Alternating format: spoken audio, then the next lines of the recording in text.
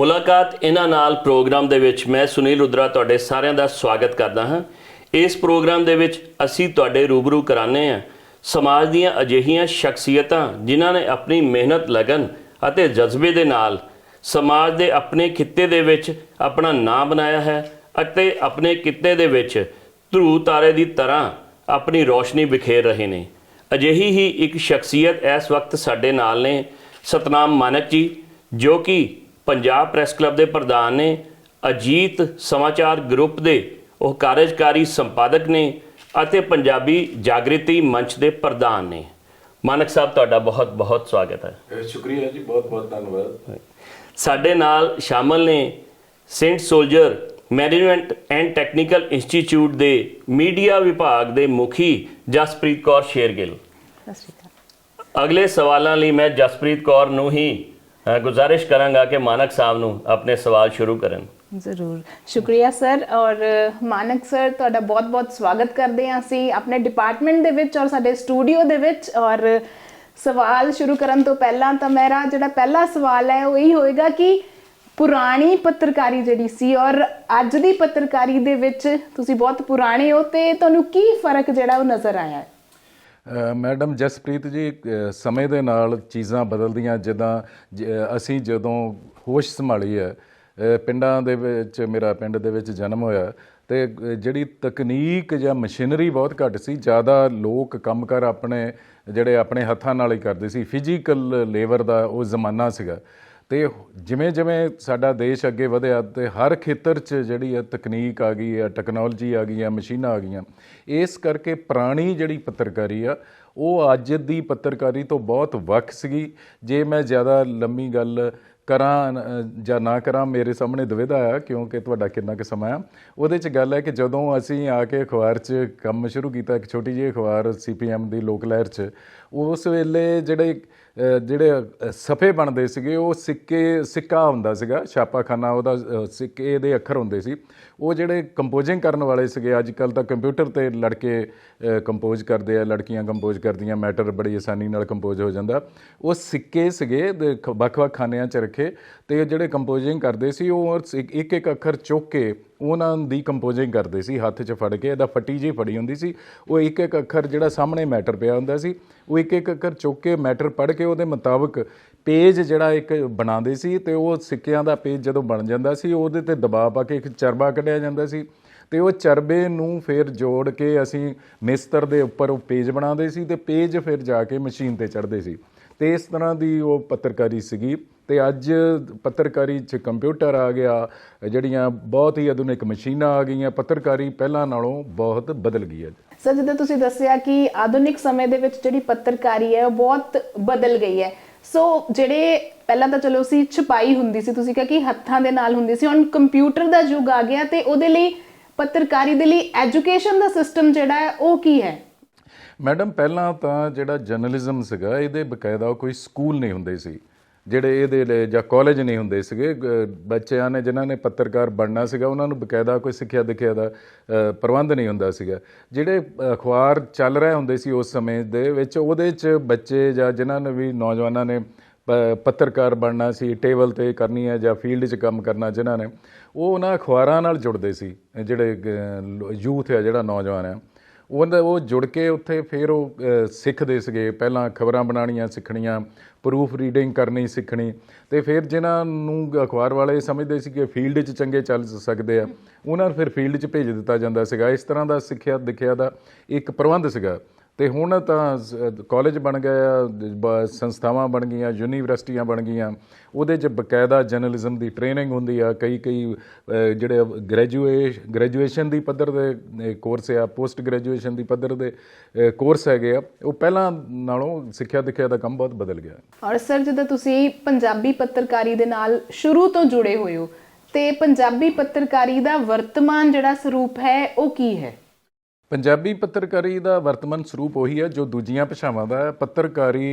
Print ਤੋਂ electronic ਬਣਨ ਨੂੰ ਵੱਧ ਰਹੀ ਹੈ, ਡਿਜੀਟਲ ਬਣਨ ਨੂੰ ਵੱਧ ਰਹੀ ਹੈ, ਅਤੇ ਉਹਦਾ ਪ੍ਰਿੰਟ ਦਾ ਹੌਲੀ ਹੌਲੀ ਪ੍ਰਭਾਵ ਘਟਦਾ ਜਾ ਰਿਹਾ ਅਤੇ ਡਿਜੀਟਲ ਦਾ ਜਿਹੜਾ ਪ੍ਰਭਾਵ ਹੈ ਵੱਧ ਰਿਹਾ, ਇਲੈਕਟ੍ਰੋਨਿਕ ਪੱਤਰਕਾਰੀ ਦਾ ਪ੍ਰਭਾਵ ਵੱਧ ਰਿਹਾ ਹੈਗਾ। ਇਹਦੇ ਜਿਸ ਤਰ੍ਹਾਂ ਦੁਨੀਆ ਭਰ 'ਚ ਤਬਦੀਲੀਆਂ ਆ ਰਹੀਆਂ, ਉਸੇ ਤਰ੍ਹਾਂ ਦੀਆਂ ਤਬਦੀਲੀਆਂ ਜਿਹੜੀਆਂ ਉਹ ਪੰਜਾਬੀ ਪੱਤਰਕਾਰੀ 'ਚ ਆ ਰਹੀਆਂ। ਤੇ ਤੁਹਾਨੂੰ ਤਾਂ ਨਹੀਂ ਇਦਾਂ ਦਾ ਲੱਗ ਰਿਹਾ ਕਿ ਕਿਤੇ ਜਿੱਦਾਂ ਪਹਿਲਾਂ ਟੀਵੀ ਸੀ, ਠੀਕ ਹੈ, ਫਿਰ ਅੱਜ ਕੱਲ੍ਹ ਵੈਬ ਚੈਨਲਸ ਦਾ ਟ੍ਰੈਂਡ ਸ਼ੁਰੂ ਹੋ ਗਿਆ, ਤੇ ਪੱਤਰਕਾਰੀ ਦਾ ਸਰਵਾਈਵਲ ਜਿਹੜਾ ਆ, ਜਿਹੜੀ ਪ੍ਰਿੰਟ ਵਾਲੀ ਹੈ, ਉਹਦਾ ਔਖਾ ਤਾਂ ਨਹੀਂ ਹੋ ਜਾਏਗਾ ਅੱਗੇ ਫਿਊਚਰ ਦੇ ਵਿੱਚ? ਮੈਨੂੰ ਲੱਗਦਾ ਮੈਡਮ ਆਉਣ ਵਾਲੇ ਸਮੇਂ 'ਚ ਪ੍ਰਿੰਟ ਪੱਤਰਕਾਰੀ ਦੀ ਹੋਂਦ ਕਾਇਮ ਰਹਿਣੀ ਮੁਸ਼ਕਲ ਹੋਏਗੀ, ਕਿਉਂਕਿ ਅੱਜ ਦੀ ਜਿਹੜੀ ਨਵੀਂ ਪੀੜ੍ਹੀ ਆ ਉਹ ਜ਼ਿਆਦਾਤਰ ਖਬਰਾਂ ਜਿਹੜੇ ਉਹਨਾਂ ਦੇ ਕੋਲ ਸਮਾਰਟਫੋਨ ਆ ਉਹਦੇ ਪਰ ਪੜ੍ਹਦੀ ਆ, ਉਹਦੇ 'ਤੇ ਜਿਹੜੀਆਂ ਉਹ ਖਬਰਾਂ ਵੀ ਪੜ੍ਹ ਲੈਂਦੇ ਆ ਅਤੇ ਉਹਦੇ 'ਤੇ ਵੀਡੀਓਜ਼ ਵੀ ਦੇਖ ਲੈਂਦੇ ਆ, ਅਤੇ ਉਹਦੇ 'ਚ ਜਿਹੜੇ ਵਿਊਜ਼ ਜਿਹੜੇ ਆ ਉਹਦੇ 'ਚ ਕਿਹੜੀ ਸਟੋਰੀ ਦੇ ਕਿੰਨੇ ਹੋ ਗਏ, ਕਿੰਨੇ ਨਹੀਂ ਹੋ ਗਏ, ਕਿਸ ਤਰ੍ਹਾਂ ਦਾ ਰਿਸਪੌਂਸ ਹੈ, ਉਹ ਵੀ ਨਾਲੋਂ ਨਾਲ ਪਤਾ ਲੱਗਦਾ। ਅਤੇ ਜਿਹੜੇ ਲੋਕ ਜਿਹੜੇ ਮੀਡੀਆ ਨਾਲ ਨਹੀਂ ਵੀ ਜੁੜੇ, ਉਹ ਵੀ ਜਿਹੜੀਆਂ ਆਪਣੀਆਂ ਪੋਸਟਾਂ ਪਾਉਂਦੇ ਆ, ਫੇਸਬੁੱਕ 'ਤੇ ਪਾਉਂਦੇ ਆ, ਇੰਸਟਾਗ੍ਰਾਮ 'ਤੇ ਪਾਉਂਦੇ ਆ, ਯੂਟਿਊਬ 'ਤੇ ਪਾਉਂਦੇ ਆ, ਜਾਂ ਹੋਰ ਕਿਸੇ ਸੋਸ਼ਲ ਪਲੇਟਫਾਰਮ 'ਤੇ ਪਾਉਂਦੇ ਆ, ਉਹਦੇ 'ਤੇ ਵੀ ਉਹਨਾਂ ਨੂੰ ਇੱਕਦਮ ਫੌਰੀ ਤੌਰ 'ਤੇ ਰਿਐਕਸ਼ਨ ਮਿਲਦਾ ਕਿ ਉਹਨਾਂ ਦੀ ਚੀਜ਼ ਨੂੰ ਕਿੰਨੇ ਪਸੰਦ ਕਰ ਰਹੇ ਆ, ਨਹੀਂ ਕਰ ਰਹੇ ਆ। ਇਸੇ ਜਿਹੜਾ ਸਮਾਰਟਫੋਨ ਆ ਉਹ ਪ੍ਰਿੰਟ ਮੀਡੀਆ ਦਾ ਵੀ ਕੰਮ ਕਰ ਰਿਹਾ, ਡਿਜੀਟਲ ਮੀਡੀਆ ਦਾ ਵੀ ਕੰਮ ਕਰ ਰਿਹਾ, ਇਲੈਕਟ੍ਰੋਨਿਕ ਮੀਡੀਆ ਦਾ ਵੀ ਕੰਮ ਕਰ ਰਿਹਾ। ਇੱਕ ਜਾਦੂ ਦੀ ਡੱਬੀ ਸਾਡੇ ਹੱਥ ਆ ਗਈ ਹੈ, ਅਤੇ ਅਜਿਹੀ ਸਥਿਤੀ 'ਚ ਪ੍ਰਿੰਟ ਮੀਡੀਆ ਦਾ ਸਰਵਾਈਵ ਕਰਨਾ ਮੈਨੂੰ ਲੱਗਦਾ ਮੁਸ਼ਕਲ ਹੈ। ਉਹਨਾਂ ਦੇ ਰੈਵਨਿਊ ਵੀ ਘਟ ਰਿਹਾ, ਜਿਹੜੀਆਂ ਸਰਕਾਰਾਂ, ਚਾਹੇ ਕੇਂਦਰ ਸਰਕਾਰ ਹੋਵੇ, ਚਾਹੇ ਰਾਜ ਸਰਕਾਰ ਹੋਵੇ, ਚਾਹੇ ਨਿੱਜੀ ਜਿਹੜੇ ਸਨਅਤੀ ਖੇਤਰ ਹੋਵੇ, ਜਾਂ ਹੋਰ ਜਿਹੜੇ ਸਮਾਜਿਕ ਵਰਗ ਆ, ਉਹ ਜਿਹੜੇ ਆ ਹੁਣ ਉਹ ਆਪਣੀ ਐਡ ਵੀ ਜਿਹੜੀ ਆ ਉਹ ਪ੍ਰਿੰਟ ਮੀਡੀਆ ਨਾਲੋਂ ਜਿਹੜੇ ਦੂਜੇ ਪਲੇਟਫਾਰਮ ਆ ਮੀਡੀਆ ਦੇ ਉਹਨਾਂ ਨੂੰ ਜ਼ਿਆਦਾ ਦਿੰਦੇ ਆ। ਤੇ ਸਰ ਫਿਰ ਇਹਦੇ ਨਾਲ ਜੌਬ ਓਪਰਚੁਨਿਟੀਜ਼ ਜਿਹੜੀਆਂ ਨੇ ਉਹ ਘਟ ਰਹੀਆਂ ਨੇ ਕਿ ਵੱਧ ਰਹੀਆਂ ਨੇ? ਜੌਬ ਓਪਰਚੁਨਿਟੀਜ਼ ਜਿਹੜੀਆਂ ਤੁਹਾਡਾ ਡਿਜੀਟਲ ਅਤੇ ਇਲੈਕਟ੍ਰੋਨਿਕ ਮੀਡੀਆ ਇਹਦੇ 'ਚ ਵੱਧ ਰਹੀਆਂ, ਪ੍ਰਿੰਟ 'ਚ ਘਟ ਰਹੀਆਂ। ਪ੍ਰਿੰਟ 'ਚ ਸਮੱਸਿਆ ਇਹ ਆ ਰਹੀ ਹੈ ਕਿ ਸਾਨੂੰ ਜਿਹੜੇ ਆ ਪ੍ਰਿੰਟ ਮੀਡੀਆ ਨੂੰ ਜਾਰੀ ਰੱਖਣ ਲਈ ਜਿਸ ਤਰ੍ਹਾਂ ਦਾ ਇਹਦੇ ਨੌਜਵਾਨ ਚਾਹੀਦੇ ਆ ਉਹ ਮਿਲਦੇ ਵੀ ਨਹੀਂ ਹੈਗੇ, ਕਿ ਉਹ ਇੱਕ ਕਾਰਨ ਇਹ ਆ ਕਿ ਖੇਤਰੀ ਜ਼ਬਾਨ ਦਾ ਪੰਜਾਬ 'ਚ ਬੜਾ ਵੱਡਾ ਸੰਕਟ ਹੈ। ਸਾਡੀ ਪੰਜਾਬੀ ਜ਼ਬਾਨ ਦਾ ਅਸੀਂ ਜਿੰਨੇ ਪੰਜਾਬੀ ਦੇ ਪ੍ਰਚਾਰ ਪ੍ਰਸਾਰ ਲਈ ਜਿੰਨੇ ਮਰਜ਼ੀ ਦਾਅਵੇ ਵਾਅਦੇ ਕਰੀਏ, ਪਰ ਨਵੀਂ ਪੀੜ੍ਹੀ ਜਿਹੜੀ ਆ ਉਹ ਇਹਦੇ ਨਾਲੋਂ ਟੁੱਟਦੀ ਜਾ ਰਹੀ ਹੈ। ਉਹਦਾ ਕਾਰਨ ਇਹ ਆ ਕਿ ਪੰਜਾਬ ਦੇ ਵਿੱਚ ਪਿਛਲੇ ਕਈ ਦਹਾਕਿਆਂ ਤੋਂ ਆਰਥਿਕ ਤੌਰ 'ਤੇ ਖੜੋਤ ਆਈ ਹੋਆ। ਸਾਡਾ ਹੀ ਪੰਜਾਬ ਅੱਜ ਵੀ ਜਿਹੜਾ 65-66 'ਚ ਇੱਥੇ ਗ੍ਰੀਨ ਰੈਵੋਲੂਸ਼ਨ ਹੋਇਆ, ਉਹ ਅਜੇ ਨੂੰ ਹਰੀ ਕ੍ਰਾਂਤੀ ਕਹਿੰਦੇ ਆ, ਉਹ ਤੋਂ ਬਾਅਦ ਜਿਹੜੀ ਆ ਇਹਦੇ ਸਨਅਤੀਕਰਨ ਨਹੀਂ ਹੋਇਆ, ਖੇਤੀ ਆਧਾਰਿਤ ਸਨਅਤਾਂ ਨਹੀਂ ਲੱਗੀਆਂ, ਦੂਜੀਆਂ ਸਨਅਤਾਂ ਨਹੀਂ ਲੱਗੀਆਂ ਜਿੰਨੀਆਂ ਲੱਗਣੀਆਂ ਚਾਹੀਦੀਆਂ ਸੀ, ਤਾਂ ਕਿ ਖੇਤੀਬਾੜੀ ਤੋਂ ਬਾਹਰ ਜਿਹੜਾ ਨੌਜਵਾਨ ਆ ਉਹਨੂੰ ਨੌਕਰੀਆਂ ਮਿਲ ਸਕਦੀਆਂ। ਅਤੇ ਜੇ ਨੌਕਰੀਆਂ ਮਿਲ ਸਕਦੀਆਂ ਤਾਂ ਉਹ ਇੱਥੇ ਰਹਿੰਦਾ, ਅਤੇ ਉਹ ਆਪਣੀ ਜ਼ਬਾਨ ਵੀ ਸਿੱਖਦਾ, ਆਪਣੀ ਜ਼ਬਾਨ ਨਾਲ ਬਹੁਤ ਸਾਰੇ ਕੰਮ ਕਰਦਾ। ਅਤੇ ਹੁਣ ਜਦੋਂ +2 ਤੋਂ ਬਾਅਦ ਬੱਚਿਆਂ ਕੋਲ ਇੱਥੇ ਭਵਿੱਖ ਹੀ ਨਹੀਂ, ਬੱਚੇ ਵੱਡੀ ਪੱਧਰ 'ਤੇ ਬਾਹਰ ਜਾ ਰਹੇ ਆ, ਤਾਂ ਉਸ ਸਥਿਤੀ 'ਚ ਜਿਹੜੀ ਇਹ ਖੇਤਰੀ ਜ਼ਬਾਨ ਹੈ ਜਿਹੜੀ ਉਹ ਬਹੁਤ ਬੱਚੇ ਘੱਟ ਪੜ੍ਹਦੇ ਆ, ਬਹੁਤ ਉਹਨਾਂ 'ਚ ਪਰਪੱਕਤਾ ਬਹੁਤ ਘੱਟ ਹੁੰਦੀ ਹੈ, ਅਤੇ ਪ੍ਰਿੰਟ ਮੀਡੀਆ ਨੂੰ ਤਾਂ ਨਵਾਂ ਐਡੀਟਰ ਮਿਲਣੇ ਵੀ ਮੁਸ਼ਕਿਲ ਹੋ ਰਿਹਾ। ਸਰ ਜਿਵੇਂ ਤੁਸੀਂ ਪੰਜਾਬੀ ਜਾਗ੍ਰਿਤੀ ਮੰਚ ਦੇ ਨਾਲ ਜੁੜੇ ਹੋਏ ਹੋ, ਠੀਕ ਹੈ, ਤੇ ਕੀ ਉਪਰਾਲੇ ਕਰ ਰਹੇ ਹੋ ਕਿ ਜਿਹੜੀ ਨੌਜਵਾਨ ਪੀੜ੍ਹੀ ਹੈ ਆਪਣੀ ਪੰਜਾਬੀ ਮਾਂ ਬੋਲੀ ਦੇ ਨਾਲ ਜੁੜੀ ਰਵੇ, ਆਪਣੀ ਖੇਤਰੀ ਭਾਸ਼ਾ ਦੇ ਨਾਲ ਜੁੜੀ ਰਵੇ? ਜਿਹੜਾ ਪੰਜਾਬ ਜਾਗ੍ਰਿਤੀ ਮੰਚ ਦਾ ਕੰਮ ਜਿਹੜਾ ਪਿਛਲੇ ਕਈ ਦਹਾਕਿਆਂ ਤੋਂ ਕਰਦੇ ਰਹੇ ਆ, ਉਹਦੇ 'ਚ ਇੱਕ ਤਾਂ ਅਸੀਂ ਵੱਡਾ ਕੰਮ ਕੀਤਾ ਕਿ 21 ਫਰਵਰੀ ਜਿਹੜਾ ਅੰਤਰਰਾਸ਼ਟਰੀ ਮਾਂ ਬੋਲੀ ਦਿਵਸ ਹੁੰਦਾ, ਸਾਡੇ ਗੁਆਂਢੀ ਦੇਸ਼ ਬੰਗਲਾਦੇਸ਼ ਤੋਂ ਉਹ ਇਹ ਦਿਨ ਮਨਾਉਣਾ ਸ਼ੁਰੂ ਹੋਇਆ। ਉੱਥੇ ਜਦੋਂ ਬੱਚੇ ਜਦੋਂ ਭਾਰਤ ਪਾਕਿਸਤਾਨ ਪਹਿਲਾਂ 2 ਦੇਸ਼ ਬਣ ਗਿਆ 1947 'ਚ, ਅਤੇ ਉਹ ਤੋਂ ਬਾਅਦ ਜਿਹੜਾ ਪਾਕਿਸਤਾਨ ਦੇ 2 ਹਿੱਸੇ ਸੀ, ਇੱਕ ਪੂਰਬੀ ਪਾਕਿਸਤਾਨ, ਇੱਕ ਪੱਛਮੀ ਪਾਕਿਸਤਾਨ। ਪੱਛਮੀ ਪਾਕਿਸਤਾਨ ਜਿਹੜਾ ਇੱਧਰੋਂ ਲਾਹੌਰ ਤੋਂ, ਅੰਮ੍ਰਿਤਸਰ ਤੋਂ ਅੱਗੇ ਸ਼ੁਰੂ ਹੁੰਦਾ, ਪੂਰਬੀ ਪਾਕਿਸਤਾਨ ਜਿਹੜਾ ਸਾਡਾ ਬੰਗਾਲ ਪ੍ਰਾਂਤ ਹੈ ਉਹਦੇ ਨਾਲ ਤੋਂ ਸ਼ੁਰੂ ਹੁੰਦਾ। ਉਹਨਾਂ ਨੇ ਪਾਕਿਸਤਾਨ ਨੇ ਆਪਣੀ ਕੌਮੀ ਜ਼ਬਾਨ ਉਰਦੂ ਬਣਾ ਲਈ ਸੀ, ਅਤੇ ਉਹੀ ਜ਼ਬਾਨ ਉਹਨਾਂ ਨੇ ਪੂਰਬੀ ਪਾਕਿਸਤਾਨ ਜਿਹੜਾ ਸੀਗਾ ਉਹਦੇ ਪਰ ਠੋਸ ਦਿੱਤੀ ਸੀ। ਹਾਲਾਂਕਿ ਉੱਧਰ ਜਿਹੜਾ ਪੂਰਬੀ ਪਾਕਿਸਤਾਨ ਸੀ ਉੱਥੇ ਦੇ ਲੋਕਾਂ ਦੀ ਜ਼ਬਾਨ ਬੰਗਾਲੀ ਸੀਗੀ, ਅਤੇ ਉਹਨਾਂ ਨੇ ਅੰਦੋਲਨ ਸ਼ੁਰੂ ਕਰਤਾ ਪੂਰਬੀ ਪਾਕਿਸਤਾਨ ਦੇ ਲੋਕਾਂ ਨੇ ਕਿ ਸਾਡੀ ਜਿਹੜੀ ਜ਼ਬਾਨ ਬੰਗਾਲੀ ਹੈ ਇਹਨੂੰ ਵੀ ਪਾਕਿਸਤਾਨ ਦੀ ਦੂਜੀ ਰਾਸ਼ਟਰੀ ਜ਼ਬਾਨ ਬਣਾਓ। ਅਤੇ ਇਹ ਅੰਦੋਲਨ ਚੱਲਿਆ, ਉਹਦੇ 'ਚ ਇੱਕ ਸਮੇਂ 'ਤੇ ਉੱਥੇ ਗੋਲੀ ਚੱਲ ਗਈ, 2-3 ਵਿਦਿਆਰਥੀ ਅਤੇ ਇੱਕ ਰਿਕਸ਼ਾ ਚਾਲਕ ਉਹ ਸ਼ਹੀਦ ਹੋ ਗਏ, ਅਤੇ ਉਹਨਾਂ ਤੋਂ ਬਾਅਦ ਸਾਰੇ ਦੇਸ਼ 'ਚ ਅੰਦੋਲਨ ਫੈਲ ਗਿਆ, ਅਤੇ ਫਿਰ ਪਾਕਿਸਤਾਨ ਵਾਲਿਆਂ ਨੂੰ ਮੰਨਣਾ ਪਿਆ ਕਿ ਦੂਜੀ ਪਾਕਿਸਤਾਨ ਦੀ ਜ਼ਬਾਨ ਬੰਗਾਲੀ ਹੋਊਗੀ। ਉਹ ਦਿਨ ਜਿਹੜਾ ਹੁਣ ਜਿਹੜਾ ਅੰਤਰਰਾਸ਼ਟਰੀ ਪੱਧਰ 'ਤੇ ਮਨਾਇਆ ਜਾਂਦਾ 21 ਫਰਵਰੀ ਦਾ ਦਿਨ, ਤੇ ਅਸੀਂ ਪੰਜਾਬ ਜਾਗਰਤੀ ਮੰਚ ਵੱਲੋਂ ਇਹ ਯਤਨ ਕੀਤਾ ਕਿ ਇਸ ਦਿਨ ਦੀ ਅਹਿਮੀਅਤ ਹੈ ਜਿਹੜੀ ਉਹ ਪੰਜਾਬ ਦੇ ਲੋਕਾਂ ਨੂੰ ਸਮਝਾਈ ਜਾਏ ਤੇ ਕੀ ਖੇਤਰੀ ਜ਼ਬਾਨ ਦਾ ਕੀ ਮਹੱਤਵ ਹੁੰਦਾ। ਤੇ ਇੱਕ ਤਾਂ ਇਹ ਚੇਤਨਾ ਪੈਦਾ ਕੀਤੀ ਹੈ। ਦੂਜੀ ਸਾਡੀ ਜਿਹੜੀ ਪੰਜਾਬੀ ਜ਼ਬਾਨ ਬਾਰੇ ਪਹੁੰਚ ਹੈ ਜਿਹੜੀ ਕਿ ਅਸੀਂ ਖਾਸ ਕਰਕੇ ਨਵੀਂ ਪੀੜ੍ਹੀ ਨੂੰ ਸਾਹਮਣੇ ਰੱਖ ਕੇ ਅਸੀਂ ਜਿਹੜੇ ਜ਼ਿਆਦਾ ਕੰਮ ਕਰਦੇ ਹਾਂ। ਭਾਵੇਂ ਅਸੀਂ ਹੋਰ ਜਲੰਧਰ ਦੀਆਂ ਜਥੇਬੰਦੀਆਂ ਵੀ ਪੰਜਾਬੀ ਮਾਰਚ 'ਚ ਸ਼ਾਮਿਲ ਕਰਦੇ ਰਹੇ ਹਾਂ, ਨਾਗਰਿਕਾਂ ਨੂੰ ਸ਼ਾਮਿਲ ਕਰਦੇ ਰਹੇ ਹਾਂ, ਪਰ ਸਾਡਾ ਜ਼ੋਰ ਜ਼ਿਆਦਾ ਵਿਦਿਆਰਥੀਆਂ 'ਤੇ ਰਿਹਾ। ਉਹ ਇਸ ਕਰਕੇ ਰਿਹਾ ਕਿ ਅੱਗੇ ਆਉਣ ਵਾਲੇ ਸਮੇਂ 'ਚ ਪੰਜਾਬੀ ਰਹੇਗੀ ਜਾਂ ਨਹੀਂ ਰਹੇਗੀ ਇਹਦਾ ਫੈਸਲਾ ਨਵੀਂ ਪੀੜ੍ਹੀ ਨੇ ਕਰਨਾ। ਜੇ ਨਵੀਂ ਪੀੜ੍ਹੀ ਪੰਜਾਬੀ ਜ਼ਬਾਨ ਨਾਲ ਜੁੜੂਗੀ ਤਾਂ ਪੰਜਾਬੀ ਰਹੇਗੀ, ਨਹੀਂ ਇਕੱਲੀ ਪੁਰਾਣੀ ਪੀੜ੍ਹੀ ਦੇ ਸਿਰ 'ਤੇ ਪੰਜਾਬੀ ਜ਼ਬਾਨ ਨਹੀਂ ਰਹਿ ਸਕਦੀ। ਇਸ ਕਰਕੇ ਵਿਦਿਆਰਥੀਆਂ 'ਤੇ ਅਸੀਂ ਜ਼ਿਆਦਾ ਧਿਆਨ ਦਿੱਤਾ। ਬਾਕੀ ਮੈਡਮ ਪੰਜਾਬੀ ਬਾਰੇ ਮੇਰਾ ਜਿਹੜਾ ਨਜ਼ਰੀਆ ਉਹ ਕੱਟੜਪੰਥੀ ਨਜ਼ਰੀਆ ਨਹੀਂ ਹੈਗਾ। ਮੇਰੀ ਪਹੁੰਚ ਇਹ ਆ ਕਿ ਪੰਜਾਬ ਦੇ ਬੱਚਿਆਂ ਨੂੰ ਪੰਜਾਬੀ ਪੜ੍ਹਨੀ ਲਿਖਣੀ ਤੇ ਬੋਲਣੀ ਆਉਣੀ ਚਾਹੀਦੀ ਹੈ ਤੇ ਉਹਨੂੰ ਮਾਣ ਹੋਣਾ ਚਾਹੀਦਾ।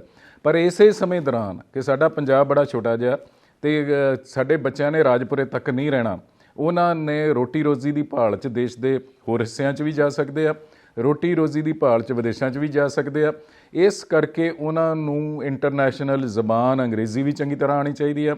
ਹਿੰਦੀ ਸਾਡੀ ਜਿਹੜੀ ਕੇਂਦਰੀ ਸਰਕਾਰ ਦੀ ਸੰਪਰਕ ਭਾਸ਼ਾ ਆ, ਉਹ ਸਾਡੇ ਦੇਸ਼ ਦੇ 43% ਲੋਕ ਹਿੰਦੀ ਬੋਲਦੇ ਆ। ਇਸ ਕਰਕੇ ਜੇ ਅਸੀਂ ਉਹਨਾਂ ਨਾਲ ਸੰਵਾਦ ਰਚਾ ਕੇ ਰੱਖਣਾ ਤੇ ਹਿੰਦੀ ਵੀ ਸਾਡੇ ਬੱਚਿਆਂ ਨੂੰ ਆਉਣੀ ਚਾਹੀਦੀ ਹੈ। ਤੇ ਸਾਡਾ ਮਕਸਦ ਇਹੀ ਆ ਕਿ ਦੁਨੀਆ ਭਰ ਦੀਆਂ ਜ਼ਬਾਨਾਂ ਸਿੱਖੋ, ਦੁਨੀਆ ਭਰ ਦਾ ਗਿਆਨ ਹਾਸਲ ਕਰੋ, ਪਰ ਤੁਹਾਨੂੰ ਜਿਸ ਧਰਤੀ 'ਤੇ ਤੁਸੀਂ ਜੰਮੇ ਪਲੇ ਆ ਉਹ ਜ਼ਬਾਨ ਤੁਹਾਨੂੰ ਬਹੁਤ ਜ਼ਰੂਰੀ ਆਉਣੀ ਚਾਹੀਦੀ ਆ, ਕਿਉਂਕਿ ਉਹਦੇ ਨਾਲ ਤੁਹਾਨੂੰ ਪੰਜਾਬ ਦਾ ਇਤਿਹਾਸ, ਵਿਰਸਾ, ਸੱਭਿਆਚਾਰ, ਜਿਹੜੀ ਇਹ ਟ੍ਰੈਡੀਸ਼ਨਲ ਵਿਜ਼ਡਮ ਹੈ, ਜਿਹੜੀ ਹਜ਼ਾਰਾਂ ਸਾਲਾਂ ਤੋਂ ਜਿਹੜੇ ਪੁਰਖੇ ਇੱਥੇ ਸਾਡੇ ਰਹਿੰਦੇ ਆ ਰਹੇ ਆ, ਉਹਨਾਂ ਦੀ ਮਾਨਸਿਕਤਾ, ਉਹਨਾਂ ਦਾ ਵਿਰਸਾ ਜਿਹੜਾ ਉਹ ਤੁਹਾਡੇ ਤੱਕ ਪਹੁੰਚੇਗਾ। ਤੇ ਇਹਦੀ ਮੈਂ ਤੁਹਾਨੂੰ ਇੱਕ ਮਿਸਾਲ ਦਿੰਦਾ ਕਿ ਮੈਂ ਸਮਝਦਾ ਕਿ ਜਿਹੜਾ ਵਿਅਕਤੀ ਆਪਣੀ ਜ਼ਬਾਨ ਤੇ ਆਪਣੀ ਜ਼ਮੀਨ ਨਾਲ ਨਹੀਂ ਜੁੜਿਆ ਹੋਇਆ ਉਹ ਨਾ ਚੰਗਾ ਮਨੁੱਖ ਬਣ ਸਕਦਾ, ਨਾ ਦੇਸ਼ ਭਗਤ ਬਣ ਸਕਦਾ। ਪਿਛਲੇ ਦਿਨਾਂ 'ਚ ਸਾਡੀਆਂ ਚੀਨ ਨਾਲ ਝੜਪਾਂ ਹੋਈਆਂ, ਤਵਾਂਗ 'ਚ ਹੋਈ ਝੜਪ ਤੇ ਉਹ ਤੋਂ ਪਹਿਲਾਂ ਪੂਰਬੀ ਲਦਾਖ 'ਚ ਹੋਈ, ਤੇ ਜਿਹੜੀਆਂ ਵੀਡੀਓ ਵਾਇਰਲ ਹੋਈਆਂ, ਤੁਹਾਨੂੰ ਇਹ ਜਾਣ ਕੇ ਮਾਣ ਹੋਊਗਾ ਕਿ 4-4, 3-300 ਜਿਹੜੇ ਚੀਨੀਆਂ ਦੀ ਭੀੜ ਸੀ, ਜਿਹੜੀ ਉਹਨਾਂ ਦੇ ਸੋਲਜਰਾਂ ਦੀ, ਉਹਨਾਂ ਦੇ ਸਿਪਾਹੀਆਂ ਦੇ, ਉਹਨੂੰ ਧੱਕਣ ਵਾਲੇ, ਜਿਹੜੇ ਪਿੱਛੇ ਧੱਕਣ ਵਾਲੇ ਸੀਗੇ, ਉਹ ਪੰਜਾਬੀ ਨੌਜਵਾਨ ਸੀਗੇ। ਔਰ ਬੋਲੇ ਸੋ ਨਿਹਾਲ ਦੇ ਨਾਅਰੇ ਲਾਉਂਦੇ ਸੀ ਤੇ ਉਹ ਗਾਲਾਂ ਵੀ ਕੱਢਦੇ ਸੀ, ਪੰਜਾਬੀ ਦੀਆਂ ਠੇਠ ਕੱਢਦੇ ਸੀਗੇ। ਤੇ ਮਤਲਬ ਕਿ ਜਿਹੜਾ ਕਿਉਂਕਿ ਪੰਜਾਬ ਦਾ ਇਤਿਹਾਸ ਹੈ ਗੁਰੂ ਨਾਨਕ ਦੇਵ ਤੋਂ ਲੈ ਕੇ ਗੁਰੂ ਗੋਬਿੰਦ ਸਿੰਘ ਤੱਕ 250 ਸਾਲ ਦਾ, ਉਹਦੇ 'ਚ ਗੁਰੂਆਂ ਨੇ ਇੱਕੋ ਹੀ ਕੰਮ ਕੀਤਾ ਕਿ ਨਾ ਜ਼ੁਲਮ ਕਰੋ, ਨਾ ਜ਼ੁਲਮ ਸਹਿਣ ਕਰੋ, ਆਪਣੇ ਅਧਿਕਾਰਾਂ ਲਈ ਲੜੋ। ਇਹ ਚੀਜ਼ ਜਿਹੜੀ ਭਾਵਨਾ ਜਦੋਂ ਸਾਡੀ ਪੰਜਾਬੀ ਜ਼ਬਾਨ ਰਾਹੀਂ ਸਾਡੇ ਨਵੀਂ ਪੀੜ੍ਹੀ ਦੇ ਬੱਚਿਆਂ 'ਚ ਜਾਂਦੀ ਹੈ ਤੇ ਉਹ ਵੱਡੇ ਵੱਡੇ ਲਸ਼ਕਰਾਂ ਤੋਂ ਡਰਦੇ ਨੇ। ਜਿੱਦਾਂ ਗੁਰੂ ਗੋਬਿੰਦ ਸਿੰਘ ਨੇ ਕਿਹਾ ਸੀ 1.25 ਲੱਖ ਸੇ ਇੱਕ ਲੜਾਊਂ, ਹਾਂਜੀ, ਉਹਦੇ 'ਚ ਭਾਵੇਂ ਮੋਰੇ 1.25 ਲੱਖ ਵੀ ਖੜ੍ਹ ਜਾਵੇ, ਜੇ ਇੱਕ ਵੀ ਪੰਜਾਬੀ ਨੌਜਵਾਨ ਖੜਾ ਤੇ ਆਪਣੀ ਵਿਰਸੇ ਤੇ ਜ਼ਬਾਨ ਇਤਿਹਾਸ ਨਾਲ ਜੁੜਿਆ ਤੇ ਉਹ ਇਕੱਲਾ ਵੀ ਡਰੇਗਾ ਨਹੀਂ, ਉਹ ਲੜੇਗਾ। ਤੇ ਇਸ ਕਰਕੇ ਮੈਂ ਚਾਹੁੰਦਾ ਕਿ ਸਾਡੇ ਜਿਹੜੇ ਬੱਚੇ ਆ ਉਹਨਾਂ ਨੂੰ ਆਪਣੀਆਂ ਜ਼ਬਾਨਾਂ ਜ਼ਰੂਰ ਆਉਣੀਆਂ ਚਾਹੀਦੀਆਂ। ਹਿੰਦੁਸਤਾਨ ਬਹੁਤ ਖੂਬਸੂਰਤ ਦੇਸ਼ ਹੈ, ਜਿੰਨੇ ਇਹਦੇ ਵੱਖ-ਵੱਖ ਭਾਸ਼ਾਈ ਸੂਬੇ ਆ, ਉਹਨਾਂ ਦਾ ਆਪਣਾ ਇਤਿਹਾਸ ਹੈ, ਵਿਰਸਾ ਆ, ਸੱਭਿਆਚਾਰ ਹੈ, ਉਹਨਾਂ ਦੇ ਆਪਣੇ ਹੀਰੋ ਆ ਤੇ ਉਹਨਾਂ ਦੇ ਆਪਣੇ ਰਾਈਟਰ ਹੈ ਤੇ ਇਹ ਉਹਨਾਂ ਦਾ ਆਪਣਾ ਗੀਤ ਸੰਗੀਤ ਹੈ, ਉਹਨਾਂ ਦੀ ਆਪਣੀ ਪੱਤਰਕਾਰੀ ਆ, ਉਹਨਾਂ ਦੇ ਆਪਣੇ ਖਾਣੇ ਆ, ਉਹਨਾਂ ਦੇ ਇੰਨੀ ਖੂਬਸੂਰਤੀ ਵਿਭਿੰਨਤਾ ਹਿੰਦੁਸਤਾਨ ਵਰਗ 'ਚ ਹੈਗੀ ਆ, ਕਿਸੇ ਵੀ ਹੋਰ ਰੀਜਨ 'ਚ ਬਹੁਤ ਘੱਟ ਮਿਲਦੀ ਆ। ਸੋ ਇਸ ਕਰਕੇ ਅਸੀਂ ਜੇ ਵਿਕਾਸ ਕਰਨਾ ਤੇ ਨਾਲ ਜਿਹੜੀ ਸਾਡੀ ਕੇਂਦਰ ਸਰਕਾਰ ਦੀ ਸੰਪਰਕ ਜ਼ਬਾਨ ਆ ਹਿੰਦੀ, ਉਹ ਵੀ ਆਉਣੀ ਚਾਹੀਦੀ ਆ। ਤੇ ਇੰਟਰਨੈਸ਼ਨਲ ਜੇ ਅਸੀਂ ਵਿਚਰਨਾ ਇੰਟਰਨੈਸ਼ਨਲ ਪੱਧਰ 'ਤੇ ਸਾਨੂੰ ਅੰਗਰੇਜ਼ੀ ਵੀ ਆਉਣੀ ਚਾਹੀਦੀ ਹੈ। ਸਰ, ਜਿੱਦਾਂ ਭਾਸ਼ਾ ਦੀ ਗੱਲ ਹੋਈ ਆ ਤੇ ਪੱਤਰਕਾਰੀ ਦੇ ਵਿੱਚ ਭਾਸ਼ਾ ਦੀ ਜਿਹੜੀ ਉਹ ਕੀ ਅਹਿਮੀਅਤ ਹੈ ਕਿ ਤਿੰਨੋਂ ਭਾਸ਼ਾਵਾਂ ਆਉਣੀਆਂ ਚਾਹੀਦੀਆਂ ਨੇ ਕਿ ਇੱਕ ਭਾਸ਼ਾ ਦੇ ਨਾਲ ਜਿਹੜਾ ਗੁਜ਼ਾਰਾ ਹੋ ਸਕਦਾ ਹੈ? ਪੱਤਰਕਾਰੀ 'ਚ ਤਾਂ ਜਿੰਨੀਆਂ ਜ਼ਬਾਨਾਂ ਆਉਣ ਉਨੀਆਂ ਚੰਗੀਆਂ। ਤੇ ਜੇ ਅੱਜ ਕੱਲ੍ਹ ਵੀ ਤੁਸੀਂ ਦੇਖੋ, ਪਹਿਲਾਂ ਵੀ ਰਿਹਾ, ਸਾਡੀ ਜਿਹੜੀ ਪੰਜਾਬੀ ਪੱਤਰਕਾਰੀ ਸੀਗੀ ਇਹ ਬਹੁਤ ਕੁਝ ਜਿਹੜੀ ਅੰਗਰੇਜ਼ੀ ਦੀ ਪੱਤਰਕਾਰੀ 'ਤੇ ਨਿਰਭਰ ਸੀ।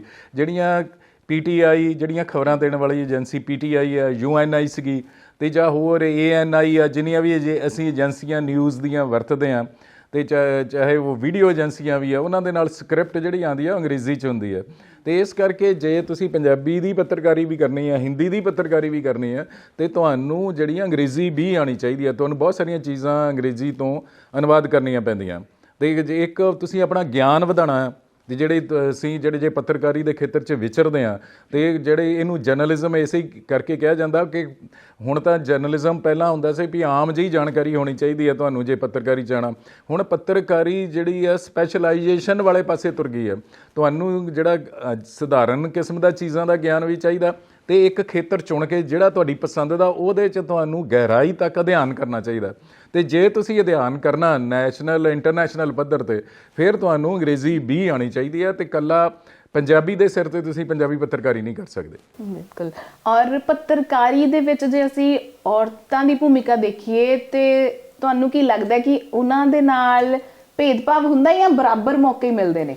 ਹਜੇ ਤੱਕ ਪੰਜਾਬੀ ਪੱਤਰਕਾਰੀ ਦੀ ਗੱਲ ਕਰ ਲਓ, ਚਾਹੇ ਹਿੰਦੀ ਪੱਤਰਕਾਰੀ ਦੀ ਗੱਲ ਲਓ, ਅੰਗਰੇਜ਼ੀ ਪੱਤਰਕਾਰੀ ਦੀ ਗੱਲ ਕਰ ਲਓ, ਪੰਜਾਬ ਦੀ ਜੇ ਗੱਲ ਕਰੀਏ ਤਾਂ ਲੜਕੀਆਂ ਨੂੰ ਅੱਗੇ ਆਉਣ ਦੇ ਬਹੁਤੇ ਮੌਕੇ ਮਿਲੇ ਨਹੀਂ ਹੈਗੇ।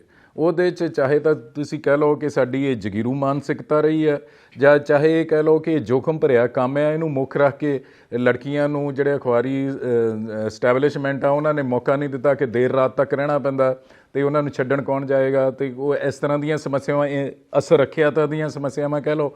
ਕੁਝ ਵੀ ਇਹਦੇ ਕਾਰਨ ਰਹੇ। ਹੁਣ ਪੰਜਾਬੀ ਪੱਤਰਕਾਰੀ 'ਚ ਵੀ ਜਿਹੜੀ ਪੰਜਾਬ ਦੀ ਦੂਜੀਆਂ ਜ਼ਬਾਨਾਂ ਦੀ ਵੀ ਪੱਤਰਕਾਰੀ 'ਚ ਵੀ ਲੜਕੀਆਂ ਨੂੰ ਜਿੰਨੇ ਮੌਕੇ ਮਿਲਣੇ ਚਾਹੀਦੇ ਸੀ ਜਾਂ ਲੜਕੀਆਂ ਨੂੰ ਜਿੰਨੇ ਮੌਕੇ ਲੈਣੇ ਚਾਹੀਦੇ ਸੀ ਉਹ ਕੰਮ ਅਜੇ ਤੱਕ ਹੋਇਆ ਨਹੀਂ। ਕੁਝ ਇੱਕ ਲੜਕੀਆਂ ਹੀ ਅਜੇ ਪੱਤਰਕਾਰੀ 'ਚ ਆ ਰਹੀਆਂ, ਪਰ ਜਿਨ੍ਹਾਂ ਵੀ ਲੜਕੀਆਂ ਨੂੰ ਮੌਕਾ ਮਿਲਿਆ ਉਹਨਾਂ ਨੇ ਬਹੁਤ ਚੰਗਾ ਕੰਮ ਕਰਕੇ ਦਿਖਾਇਆ। ਔਰ ਸਰ ਇੱਕ ਹੁੰਦੀ ਆ ਟਰਮ ਹੈ ਪੀਲੀ ਪੱਤਰਕਾਰੀ, ਹੈ ਨਾ, ਯੈਲੋ ਜਰਨਲਿਜ਼ਮ, ਉਹਦੇ ਬਾਰੇ ਤੁਹਾਡਾ ਕੀ ਕਹਿਣਾ? ਮਤਲਬ ਸਾਡੇ ਬੱਚਿਆਂ ਨੂੰ ਵੀ ਪਤਾ ਲੱਗੇ ਕਿ ਉਹ ਐਕਚੁਅਲੀ ਹੁੰਦੀ ਕੀ ਹੈ, ਕਿਉਂਕਿ ਉਹਦੇ ਬਾਰੇ ਕਲੈਰਿਟੀ ਜਿਹੜੀ ਉਨੀ ਨਹੀਂ ਹੈ। ਉਹਦੇ 'ਚ ਦੋ ਤਰ੍ਹਾਂ ਦੀਆਂ ਗੱਲਾਂ ਜਿਹੜੀਆਂ ਹੁੰਦੀਆਂ, ਇੱਕ ਤਾਂ ਪੀਲੀ ਪੱਤਰਕਾਰੀ ਦੇ ਖੇਤਰ 'ਚ ਮੈਂ ਗਿਣ ਸਕਦਾ, ਇੱਕ ਤਾਂ ਜਿਹੜਾ ਜਿੱਦਾਂ ਕਈ ਜਿਹੜੀਆਂ ਕਮਰਸ਼ੀਅਲ ਫਿਲਮਾਂ ਹੁੰਦੀਆਂ ਉਹਦਾ ਇੱਕ ਫਾਰਮੂਲਾ ਹੁੰਦਾ ਸੈਕਸ, ਕ੍ਰਾਈਮ, ਸੈਂਸੇਸ਼ਨਲਿਜ਼ਮ, ਕਿ ਇਸ ਤਰ੍ਹਾਂ ਦਾ ਫਾਰਮੂਲਾ ਇੱਕ ਬਣਾ ਲਿਆ ਵੀ ਇਹਦੇ ਨਾਲ ਫਿਲਮ ਹਿੱਟ ਹੋ ਜਾਂਦੀ ਹੈ। ਇਸੇ ਤਰ੍ਹਾਂ ਪੱਤਰਕਾਰੀ 'ਚ ਜਿਹੜੇ ਅਖਬਾਰੀ ਅਦਾਰੇ ਕੁਝ ਲੋਕ ਚਲਾਉਂਦੇ ਆ ਕਈ ਤਰ੍ਹਾਂ ਦੇ, ਉਹਨਾਂ ਦੇ ਆਪਣੇ ਆਪਣੇ ਵਿਚਾਰ ਹੁੰਦੇ ਆ। ਉਹਨਾਂ ਦਾ ਕਈ ਲੋਕ ਇਸ ਤਰ੍ਹਾਂ ਦਾ 'ਚ ਯਕੀਨ ਰੱਖਦੇ ਆ ਕਿ ਇਹ ਜਿਹੜੀਆਂ ਖਬਰਾਂ ਸਨਸਨੀ ਭਰਪੂਰ ਹੋਣੀਆਂ ਚਾਹੀਦੀਆਂ ਤੇ ਖਬਰਾਂ 'ਚ ਜਿਹੜੀ ਕੋਈ ਮਨੁੱਖ ਦੀ ਕਮਜ਼ੋਰੀ ਆ, ਕੋਈ ਚੀਜ਼ਾਂ ਜਿਹ 'ਚ ਸੈਕਸ ਵੀ ਆਉਂਦਾ ਕਿ ਖਬਰਾਂ ਉਹ ਇਸ ਤਰ੍ਹਾਂ ਦੀਆਂ ਚੀਜ਼ਾਂ ਨੂੰ ਬਿਆਨ ਕਰਨ ਵਾਲੀਆਂ ਖਬਰਾਂ ਹੋਣੀਆਂ ਚਾਹੀਦੀਆਂ। ਤੇ ਇਸ ਤਰ੍ਹਾਂ ਦਾ ਕ੍ਰਾਈਮ ਨੂੰ ਬਹੁਤ ਹੀ ਸੈਂਸੇਸ਼ਨਲਿਜ਼ਮ ਵਾਲੇ ਢੰਗ ਨਾਲ ਕ੍ਰਾਈਮ ਦੀਆਂ ਸਟੋਰੀਆਂ ਕਰੋ ਕਿ ਇਹਦੇ ਨਾਲ ਲੋਕ ਜ਼ਿਆਦਾ ਪੜ੍ਹਦੇ ਆ। ਇੱਕ ਜਦੋਂ ਅਸੀਂ ਇਹ ਕਰਦੇ ਹੋਏ ਜਿਹੜੇ ਤੱਥਾਂ ਤੋਂ ਬਾਹਰ ਚੱਲ ਜਾਂਦੇ ਆ ਤੇ ਅਸੀਂ ਖਬਰਾਂ 'ਚ ਨਾਵਲ ਜਾਂ ਕਹਾਣੀਆਂ ਲਿਖਣੀਆਂ ਸ਼ੁਰੂ ਕਰ ਦਿੰਦੇ ਆ, ਇੱਕ ਪੱਖ ਤੋਂ ਤਾਂ ਇਹਨੂੰ ਤੁਸੀਂ ਪੀਲੀ ਪੱਤਰਕਾਰੀ ਕਹਿ ਸਕਦੇ ਆ। ਦੂਜੀ ਗੱਲ ਇਹ ਹੈ ਕਿ ਤੁਹਾਡਾ ਆਬਜੈਕਟ ਹੈ ਕਿ ਤੁਸੀਂ ਜਦੋਂ ਆਪਣੇ ਵਿਚਾਰ ਪ੍ਰਗਟ ਕਰਦੇ ਆ ਉਹਦੇ 'ਚ ਤੁਸੀਂ ਜੋ ਮਰਜ਼ੀ ਕਹੋ। ਜਿੱਥੋਂ ਤੱਕ ਖਬਰ ਦੀ ਗੱਲ ਹੈ ਉਹਦੇ 'ਚ ਤੱਥਾਂ ਦਾ ਖਿਆਲ ਰੱਖੋ, ਜਿਹੜੀ ਜਰਨਲਿਜ਼ਮ ਦੇ ਅਸੂਲ ਇਹ ਕਹਿੰਦੇ ਆ। ਪਰ ਜਦੋਂ ਅਸੀਂ ਜਾਂ ਸਾਡੀ ਅਖਬਾਰਾਂ ਦੀ ਮੈਨੇਜਮੈਂਟ ਇਹ ਕਵੇ, ਜਿਹੜੇ ਉੱਥੇ ਪੱਤਰਕਾਰ ਕੰਮ ਕਰਦੇ ਆ ਜਾਂ ਕੋਈ ਬਾਹਰੋਂ ਜਿਹੜਾ ਪੱਤਰਕਾਰ ਆਪਣੇ ਤੌਰ 'ਤੇ ਕਿਸੇ ਤੋਂ ਪੈਸੇ ਪੂਸੇ ਲੈ ਲਵੇ ਜਾਂ ਕੋਈ ਹੋਰ ਲਾਲਚ ਲੈ ਲਵੇ ਉਹਦੇ ਕੋਲ, ਉਹਨੂੰ ਮੁੱਖ ਰੱਖ ਕੇ ਜਦੋਂ ਤੁਸੀਂ ਠੀਕ ਰਿਪੋਰਟਿੰਗ ਨਹੀਂ ਕਰਦੇ ਤੇ ਫਿਰ ਉਹਨੂੰ ਤੁਸੀਂ ਪੀਲੀ ਪੱਤਰਕਾਰੀ ਕਹੋਗੇ, ਚਾਹੇ ਉਹ ਅਖਬਾਰ ਦੀ ਮੈਨੇਜਮੈਂਟ ਕਰਾਵੇ ਤੇ ਚਾਹੇ ਤੁਸੀਂ ਆਪ ਕਿਸੇ ਗਰੁੱਪ ਨਾਲ ਜੁੜ ਕੇ ਕੋਈ ਲਾਭ ਲੈਣ ਦੇ ਮੰਤਵ ਨਾਲ ਤੁਸੀਂ ਤੱਥਾਂ ਨੂੰ ਤਰੋੜ ਮਰੋੜ ਕੇ ਕਿਸੇ ਦੇ ਹੱਕ 'ਚ ਤੇ ਕਿਸੇ ਦੇ ਖਿਲਾਫ ਸਟੋਰੀ ਬਣਾਓ। ਇਹ ਦੋਵੇਂ ਕਿਸਮ ਦੀ ਜਿਹੜੀ ਪੱਤਰਕਾਰੀ ਹੋਊਗੀ ਉਹਨੂੰ ਪੀਲੀ ਪੱਤਰਕਾਰੀ ਕਿਹਾ ਜਾਏਗਾ। ਤੁਸੀਂ ਦੱਸਿਆ ਵੀ ਹੈ ਕਿ ਪੈਸੇ ਲੈ ਕੇ ਕਈ ਵਾਰੀ ਖਬਰ ਲੱਗ ਜਾਂਦੀ ਹੈ ਨਾ, ਜਿਹਨੂੰ ਆਪਾਂ ਪੇਡ ਜਰਨਲਿਜ਼ਮ ਵੀ ਕਹਿ ਦਿੰਦੇ ਆ, ਤੇ ਉਹ ਅੱਜ ਕੱਲ ਉਹਦਾ ਜਿਹੜਾ ਚਲਨ ਹੈ ਉਹ ਕਿਤੇ ਨਾ ਕਿਤੇ ਲੱਗਦਾ ਆ ਕਿ ਥੋੜਾ ਵੱਧ ਗਿਆ, ਕਿਉਂਕਿ ਮਤਲਬ ਜਿਹੜੇ ਸੱਤਾਧਾਰੀ ਨੇ ਜਾਂ ਹੋਰ ਕਹਿ ਲਓ ਕਿ ਸ਼ਕਤੀ ਪੱਖ ਵਾਲੇ ਲੋਕ ਨੇ ਉਹ ਖਬਰ ਨੂੰ ਦਬਾਉਣ ਦੀ ਵੀ ਕੋਸ਼ਿਸ਼ ਕਰਦੇ ਨੇ ਜਾਂ ਉਭਾਰਨ ਦੀ। ਇਹ ਅੱਜ ਜਸਪ੍ਰੀਤ ਜੀ ਪੱਤਰਕਾਰੀ ਦਾ ਇਹ ਜਿਹੜਾ ਪਹਿਲੂ ਹੈ ਨਾ, ਜਿਹਨੂੰ ਤੁਸੀਂ ਪੇਡ ਨਿਊਜ਼ ਕਹਿੰਦੇ ਆ, ਇਹ ਬਹੁਤ ਜ਼ਿਆਦਾ ਵੱਧ ਗਿਆ। ਇਹ ਕੌਮੀ ਪੱਧਰ 'ਤੇ ਵੱਖ-ਵੱਖ ਟੀਵੀ ਚੈਨਲਾਂ 'ਚ ਵੀ ਆ ਗਿਆ, ਜਿਹਨੂੰ ਇਹਦੇ ਤੋਂ ਹੀ ਇਹ ਸ਼ਬਦ ਗੋਦੀ ਮੀਡੀਆ ਬਣਿਆ ਕਿ ਜਿਹੜੇ ਬਹੁਤੇ ਜਿਹੜੇ ਚੈਨਲ ਆ ਉਹ ਵੀ ਹੁਣ ਕਾਰਪੋਰੇਟ ਅਦਾਰਿਆਂ ਦੇ ਚੈਨਲ ਆ ਤੇ ਉਹ ਤੇ ਕਾਰਪੋਰੇਟ ਅਦਾਰਿਆਂ ਦੇ ਹਿੱਤ ਜਿਹੜੀ ਕੇਂਦਰ 'ਚ ਪਾਰਟੀ ਜਿਹੜੀ ਸੱਤਾਧਾਰੀ ਹੁੰਦੀ ਉਹਦੇ ਨਾਲ ਜੁੜੇ ਹੁੰਦੇ ਆ। ਬਹੁਤ ਸਾਰੇ ਕੰਟਰੈਕਟ ਉਹਨਾਂ ਤੋਂ ਲੈਣੇ ਹੁੰਦੇ ਆ। ਇਸ ਕਰਕੇ ਉਹ ਜਦੋਂ ਚੈਨਲ ਪੱਤਰਕਾਰੀ ਕਰਦੇ ਆ ਤੇ ਉਹ ਫਿਰ ਜਿਹੜੀ ਨਿਰਪੱਖ ਤੇ ਆਜ਼ਾਦ ਪੱਤਰਕਾਰੀ ਹੁੰਦੀ ਨਹੀਂ ਹੈਗੀ। ਉਹ ਫਿਰ ਸੱਤਾਧਾਰੀ ਪਾਰਟੀ ਦੇ ਹੱਕ 'ਚ ਜਿਹੜਾ ਪ੍ਰਭਾਵ ਬਣਾਉਣ ਦਾ ਯਤਨ ਉਹਨਾਂ ਦਾ ਰਹਿੰਦਾ ਹਮੇਸ਼ਾ। ਦੇ ਇਸੇ ਕਰਕੇ ਜਿਹੜੀ ਆ ਇਹ ਇਕੱਲਾ ਇਲੈਕਟ੍ਰੋਨਿਕ ਮੀਡੀਆ 'ਚ ਜਾਂ ਟੀਵੀ ਚੈਨਲਾਂ 'ਤੇ ਨਹੀਂ ਹੋ ਰਿਹਾ, ਇਹ ਜਿਹੜਾ ਦੂਜੇ 'ਤੇ ਵੀ ਪ੍ਰਿੰਟ 'ਚ ਵੀ ਹੋ ਰਿਹਾ। ਪ੍ਰਿੰਟ 'ਚ ਸਰਕਾਰਾਂ ਜਿਹੜੀਆਂ ਵੀ ਤੇ ਹੋਰ ਜਿਹੜੇ ਨਿੱਜੀ ਜਿਹੜੇ ਸਟੇਕ ਹੋਲਡਰ ਆ ਉਹਨਾਂ ਦਾ ਵੀ ਹੁੰਦਾ ਕਿ ਅਸੀਂ ਤੁਹਾਨੂੰ ਖਬਰ ਬਣੀ ਬਣਾਈ ਦੇ ਦਾਂਗੇ, ਇੱਦਾਂ ਹੀ ਲਗਾ ਦਿਓ। ਤੇ ਸਰਕਾਰਾਂ ਤਾਂ ਹੁਣ ਇਹ ਕਰਦੀਆਂ ਕਿ ਤੁਹਾਨੂੰ ਜਿਹੜੇ ਆ ਜਾਂ ਤਾਂ ਉਹ ਕਹਿਣਗੇ ਕਿ ਤੁਸੀਂ ਆ ਜਿੰਨੀਆਂ ਸਾਡੀਆਂ ਖਬਰਾਂ ਸਾਡੇ ਹੱਕ 'ਚ ਲੱਗੀਆਂ ਪਿਛਲੇ ਸਮੇਂ 'ਚ ਉਹ ਇਕੱਠੀਆਂ ਕਰਕੇ ਪੇਜ ਬਣਾ ਦਿਓ, ਜਾਂ ਉਹ ਕਹਿਣਗੇ ਕਿ ਅਸੀਂ ਤੁਹਾਨੂੰ ਭੇਜਦੇ ਹਾਂ, ਫੀਚਰ ਭੇਜਦੇ ਹਾਂ, ਅਤੇ ਤੁਸੀਂ ਉੱਦਾਂ ਹੀ ਪੇਜਾਂ ਦੇ ਉੱਪਰ ਉਸੇ ਤਰ੍ਹਾਂ ਲਾ ਦਿਓ। ਉਹਦੇ 'ਚ ਖਬਰਾਂ ਦਾ ਅਤੇ ਜਿਹੜੇ ਇਸ਼ਤਿਹਾਰ ਆ ਉਹਨਾਂ ਦਾ ਫਰਕ ਜਿਹੜਾ ਬੜਾ ਘਟਦਾ ਜਾ ਰਿਹਾ। ਖਬਰਾਂ ਦੇ ਰੂਪ 'ਚ ਇਸ਼ਤਿਹਾਰ ਛਪਦੇ ਆ ਅਤੇ ਇਹਦੇ ਨਾਲ ਪੱਤਰਕਾਰੀ ਨੇ ਜਿਹੜਾ ਆਪਣਾ ਵਕਾਰ ਆ, ਜਿਹੜਾ ਆਪਣਾ ਪ੍ਰਭਾਵ ਆ, ਉਹ ਕਾਫੀ ਹੱਦ ਤੱਕ ਗੁਆਇਆ। ਅਤੇ ਇਸ ਪੱਖ ਤੋਂ ਪੱਤਰਕਾਰੀ ਦਾ ਜਿਹੜਾ ਸ਼ੁਰੂ ਹੋ ਗਿਆ, ਇਹ ਪੱਤਰਕਾਰੀ ਲਈ ਕੋਈ ਸਿਹਤਮੰਦ ਰੁਝਾਨ ਨਹੀਂ ਹੈਗਾ, ਪਰ ਇਹ ਕਦੋਂ ਸਿਲਸਿਲਾ ਟੁੱਟੇਗਾ ਹਜੇ ਕਹਿ ਨਹੀਂ ਸਕਦੇ। ਬਹੁਤ ਘੱਟ ਅਦਾਰੇ, ਬਹੁਤ ਘੱਟ TV ਚੈਨਲ, ਬਹੁਤ ਘੱਟ ਅਖਬਾਰ ਦੇਸ਼ ਦੇ ਅੰਦਰ ਰਹਿ ਗਏ ਆ ਜਿਹੜੇ ਆਜ਼ਾਦ ਤੇ ਨਿਰਪੱਖ ਪੱਤਰਕਾਰੀ ਕਰ ਰਹੇ ਆ। ਠੀਕ ਹੈ।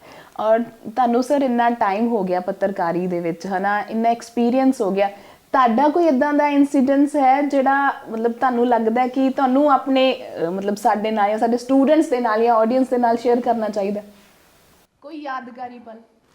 ਉਹਦੇ 'ਚ ਗੱਲ ਹੈ ਜੀ ਕਿ ਜਦੋਂ ਤੁਸੀਂ ਪੱਤਰਕਾਰੀ ਕਰਦੇ ਆ ਨਾ, ਤੁਹਾਡੇ 'ਤੇ ਬਹੁਤ ਤਰ੍ਹਾਂ ਦੇ ਦਬਾਅ ਪੈਂਦੇ ਆ, ਸਰਕਾਰ ਵੱਲੋਂ ਵੀ ਪੈਂਦੇ ਆ ਅਤੇ ਜਿਹੜੀਆਂ ਗੈਰ ਸਰਕਾਰੀ ਧਿਰਾਂ ਉਹਨਾਂ ਵੱਲੋਂ ਵੀ ਪੈਂਦੇ ਆ। ਅਤੇ ਸਰਕਾਰ ਵੱਲੋਂ ਸਿੱਧਾ ਦਬਾਅ ਤਾਂ ਮੇਰੇ 'ਤੇ ਘੱਟ ਹੀ ਪਿਆ, ਕਿਉਂਕਿ ਸਾਡੇ ਅਖਬਾਰ ਦੇ ਜਿਹੜੇ ਸੰਪਾਦਕ ਹੈ ਬਰਜਿੰਦਰ ਸਿੰਘ ਹਮਦਰਦ, ਉਹਨਾਂ ਨੇ ਜਿਹੜੀ ਮੈਨੂੰ ਇੱਕ ਖੁੱਲ੍ਹੀ ਛੁੱਟੀ ਦਿੱਤੀ ਹੋਈ ਹੈ ਕਿ ਜੋ ਤੇਰਾ ਮਨ ਕਰਦਾ ਤੂੰ ਲਿਖ ਸਕਦਾ। ਉਹਨਾਂ ਨੇ ਕਿਹਾ ਕਿ ਬਹੁਤ ਸਾਰੀਆਂ ਖਬਰਾਂ ਉਹ ਆਪ ਦੇਖਦੇ ਆ, ਪੜ੍ਹਦੇ ਆ, ਫਿਰ ਉਹਨਾਂ ਨੂੰ ਪ੍ਰਵਾਨਗੀ ਦਿੰਦੇ ਆ। ਮੈਨੂੰ ਇੱਕ ਉਹਨਾਂ ਨੇ ਖਾਸ ਅਧਿਕਾਰ ਇਹ ਦੇ ਦਿੱਤਾ ਕਿ ਉਹ ਤੁਹਾਡੀ ਵਿਸ਼ਵਾਸਯੋਗਤਾ ਦੇ ਉੱਪਰ ਨਿਰਭਰ ਹੁੰਦਾ ਕਿ ਤੁਸੀਂ ਜੋ ਦਿਲ ਕਰੇ ਤੁਸੀਂ ਲਿਖ ਸਕਦੇ ਆ। ਇਸ ਕਰਕੇ ਜੇ ਕੋਈ ਸਰਕਾਰੀ ਦਬਾਅ ਪਿਆ ਅਤੇ ਦਬਾਅ ਉਹਨਾਂ ਨੇ ਝੱਲਿਆ ਹੋਊਗਾ, ਮੇਰੇ 'ਤੇ ਸਿੱਧਾ ਕੋਈ ਦਬਾਅ ਨਹੀਂ ਪਿਆ ਸਰਕਾਰ ਵੱਲੋਂ। ਮੇਰੇ 'ਤੇ ਦਬਾਅ ਜਿਹੜੇ ਪੈਂਦੇ ਰਹੇ ਉਹ ਜਦੋਂ ਪੰਜਾਬ ਦੇ ਹਾਲਾਤ ਖਰਾਬ ਸੀਗੇ, ਉਹ ਖਾੜਕੂਆਂ ਵੱਲੋਂ ਦਬਾਅ ਪੈਂਦੇ ਰਹੇ ਆ। ਅਤੇ ਉਹਦੇ 'ਚ ਇਹ ਆ ਕਿ ਜਿਹੜੇ ਉਹਨਾਂ ਨੇ ਥੱਲੇ ਆ ਜਾਣਾ ਦਿਨ ਨੂੰ ਹਥਿਆਰ ਲੈ ਕੇ, ਅਤੇ ਉਹਨਾਂ ਨੇ ਕਹਿਣਾ ਸਾਡੀ ਖਬਰ ਹੈ ਜੀ, ਉਹਦੇ ਵਿੱਚ ਕਈਆਂ ਖਬਰਾਂ ਦੇ ਵਿੱਚ ਤਾਂ ਨਾਲ ਹੀ ਕਾਰਤੂਸ ਵੀ ਭੇਜ ਦਿੰਦੇ ਸੀਗੇ, ਅਤੇ ਉਹ ਕਹਿਣਾ ਉਹਨਾਂ ਸਾਡੀ ਖਬਰ ਲਗਾਓ, ਇਹ ਪੂਰੀ ਲਗਾਓ, ਅਤੇ ਉਹਦੇ 'ਚ ਉਹ ਕਈ ਚੀਜ਼ਾਂ ਅਸੀਂ ਕਰ ਸਕਦੇ ਹਾਂ, ਕਈ ਨਹੀਂ ਕਰ ਸਕਦੇ। ਉਹ ਬੜਾ ਟੈਕਟੀਕਲੀ ਜਿਹੜਾ ਰਣਨੀਤੀ ਬਣਾ ਕੇ ਉਹਨਾਂ ਨਾਲ ਨਜਿੱਠਦੇ ਸੀ, ਉਹ ਬਹੁਤ ਦਬਾਅ ਸੀਗੇ। ਅਤੇ ਇੱਕ ਵਾਰ ਇੱਥੇ ਪੰਥਕ ਕਮੇਟੀ ਸੀਗੀ, ਉਹਨਾਂ ਨੇ ਇੱਕ ਬੜਾ ਪੂਰੇ ਪੇਜ ਦਾ ਮੈਟਰ ਬਣਾਇਆ ਹੋਇਆ ਸੀਗਾ। ਉਹ ਮੈਟਰ ਲੈ ਕੇ ਆ ਗਏ ਅਤੇ ਉਹ ਕਹਿੰਦੇ ਜੀ ਸਾਡੇ ਦਫ਼ਤਰ ਕੇ ਆ ਕੇ ਜੀ ਭਾਜੀ ਹੋਣੀ ਸਾਡੇ ਚੀਫ ਐਡੀਟਰ ਬਾਹਰ ਸੀਗੇ ਕਿਤੇ, ਉਹ ਕਹਿੰਦੇ ਜੀ ਇਹ ਪੂਰਾ ਛਾਪੋ। ਅਤੇ ਉਹ ਪੂਰਾ ਛਪ ਨਹੀਂ ਸਕਦਾ ਸੀ। ਸਾਡੀ ਤਾਂ ਅਖਬਾਰ ਉਦੋਂ ਹੀ ਜ਼ਬਤ ਹੋ ਜਾਂਦੀ ਸੀ ਜਦ ਪੁਲਿਸ ਦੇਖਦੀ ਸੀ ਕੁਛ ਗਲਤ ਛਪੇ, ਉਹ ਘੇਰਾ ਪਾ ਕੇ ਅਖਬਾਰ ਹੀ ਜ਼ਬਤ ਕਰ ਲੈਂਦੇ ਸੀ। ਮੈਂ ਉਹਨਾਂ ਨੂੰ ਕਿਹਾ ਵੀ ਇਹ ਨਹੀਂ ਛਪ ਸਕਦਾ ਪੂਰਾ। ਉਹ ਕਹਿੰਦੇ ਜੀ ਇਹ ਛਪਣਾ ਚਾਹੀਦਾ, ਇਹ ਛਪ ਕਿਉਂ ਨਹੀਂ ਸਕਦਾ?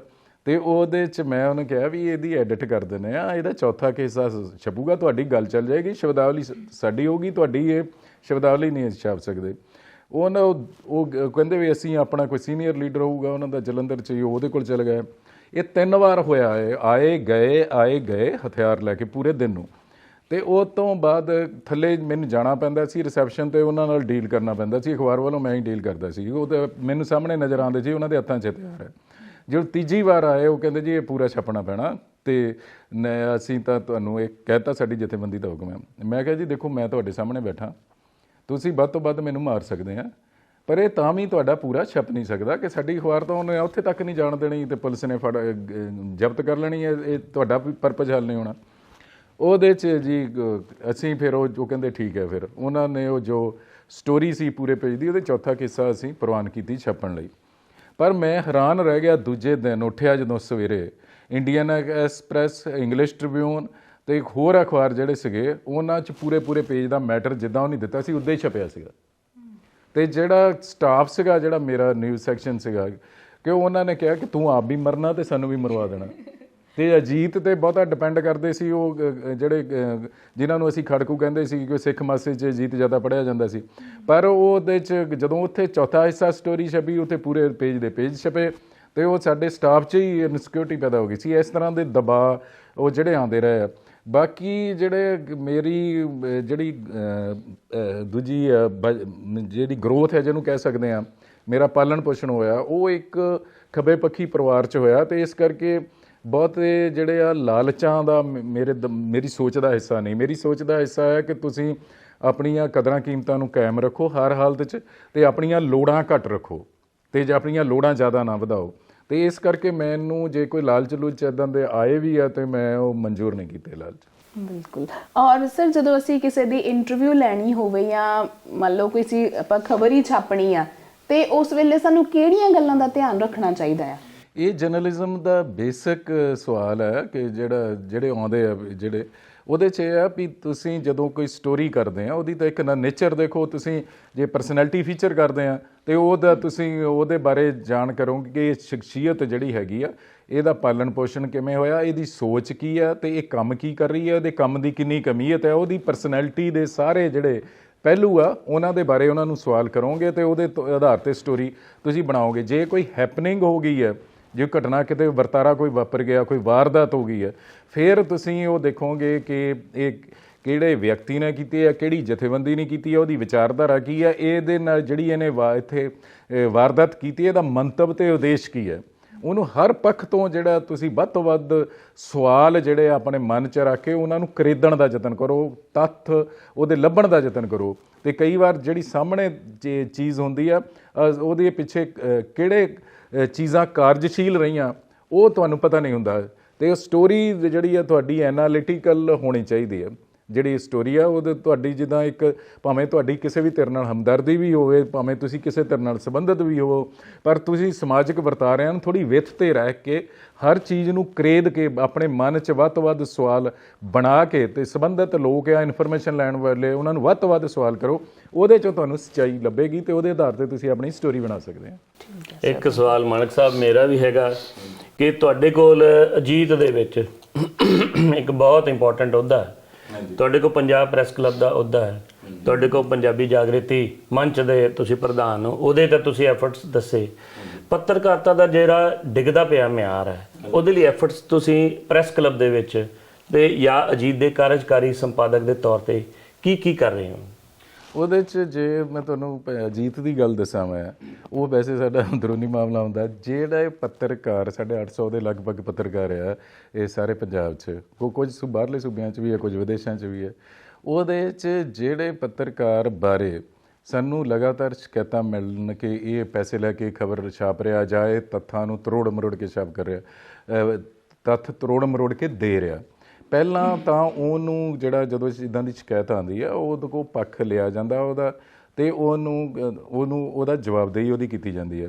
ਫਿਰ ਜੇ ਉਹ ਵਿਅਕਤੀ ਦੀਆਂ ਸ਼ਿਕਾਇਤਾਂ ਨਹੀਂ ਹਟਦੀਆਂ, 1 ਹੋ ਗਈ, 2 ਹੋ ਗਈ, 3 ਹੋ ਗਈ, 4 ਹੋ ਗਈ, ਅਤੇ ਫਿਰ ਇਹਦੀਆਂ ਸੇਵਾਵਾਂ ਜਿਹੜੀਆਂ ਖਤਮ ਕਰ ਦਿੱਤੀਆਂ ਜਾਂਦੀਆਂ। ਜਿਹੜੀ ਅਜੀਤ ਦੀ ਪਾਲਿਸੀ ਤਾਂ ਇਹ ਹੈਗੀ ਹੈ, ਚੱਲਦੀ ਹੈ। ਬਾਕੀ ਜਿਹੜੀ ਦੂਜੀ ਗੱਲ ਹੈ ਕਿ ਉਹ ਪ੍ਰੈਸ ਕਲੱਬ ਦਾ ਤੁਹਾਨੂੰ ਪਤਾ ਹੀ ਹੈ, ਮਹੀਨਾ 1.5 ਮਹੀਨਾ ਹੋਇਆ ਹਜੇ ਮੈਂ ਬਣਿਆ, ਅਤੇ ਮੈਂ 2 ਗੱਲਾਂ ਵੱਲ ਹੀ ਮੈਂ ਧਿਆਨ ਦੇਣਾ ਚਾਹੁੰਦਾ। ਇੱਕ ਤਾਂ ਉੱਥੇ ਇਨਫਰਾਸਟਰਕਚਰ ਜਿਹੜਾ ਸੁਧਾਰਿਆ ਜਾਵੇ ਕਿ ਪੱਤਰਕਾਰ ਤੁਸੀਂ ਵੀ ਫੀਲਡ ਨਾਲ ਸੰਬੰਧ ਰਹੇ ਹੋ, ਤੁਸੀਂ ਬੜੀ ਚਿੰਤਾ ਵੀ ਪ੍ਰਗਟ ਕਰਦੇ ਰਹੇ ਕਿ ਫੀਲਡ ਦੇ ਪੱਤਰਕਾਰਾਂ ਨੂੰ ਬਹੁਤ ਸਾਰੀਆਂ ਮੁਸ਼ਕਿਲਾਂ ਆਉਂਦੀਆਂ।